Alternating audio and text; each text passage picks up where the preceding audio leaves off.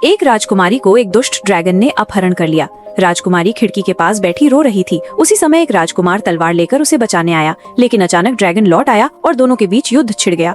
अंत में राजकुमार ने ड्रैगन को हरा दिया। राजकुमारी ने राजकुमार को इनाम देने के लिए ड्रैगन का बारबेक्यू बना दिया। उस भुने हुए मांस की खुशबू से एक राक्षस वहाँ आ गया। राक्षस ने राजकुमार को मार डाला और राजकुमारी को फिर से अपहरण कर ले गया।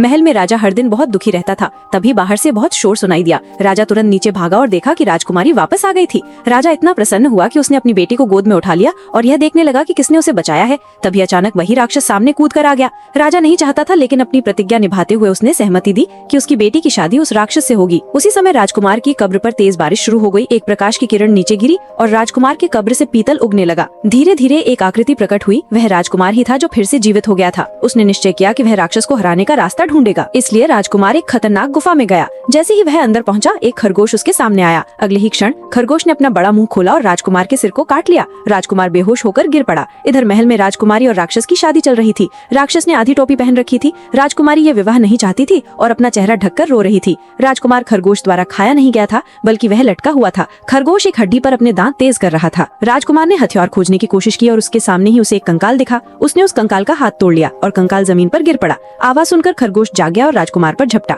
राजकुमार ने पास पड़ी बांसुरी उठाई और बजाने लगा। खरगोश नाचने लगा। इस मौके का फायदा उठाकर राजकुमार ने खरगोश को पकड़ लिया और उसे स्वर्ण सेब मिला। खरगोश अपने असली रूप में बदल गया, लेकिन उसी स्वर्ण सेब से कीड़े निकल आए। राजकुमार ने तुरंत उन्हें मार डाला। उसी समय राक्षस बहुत बीमार महसूस करने लगा और पसीना पसीना होने लगा। असल में सच ये था कि अगर उन कीड़ों को मारा जाए तो राक्षस मर जाता है। फिर भी राक्षस शादी पूरी करना चाहता था, लेकिन आखिरी क्षण में राजकुमार वापस आ गया और सबको सच्चाई बताई कि राक्षस ने राजकुमारी को तब अपहरण किया था जब वह राजकुमार सो रहा था। राजकुमार ने राक्षस को खत्म करने के लिए स्वर्ण सेब फेंका, लेकिन वह फिसल गया और सेब उसके हाथ से छूटकर दूर जा गिरा। जैसे ही राक्षस उस सेब को पकड़ने वाला था, राजकुमारी ने उसे उठा लिया। अब वह और नहीं सह सकती थी। राजकुमारी ने सेब को तोड़ दिया और जमीन पर गिरे कीड़ों को पैरों से कुचल दिया। जब आखिरी कीड़ा मारा गया तो राक्षस घूमने लगा और अंततः नष्ट हो गया।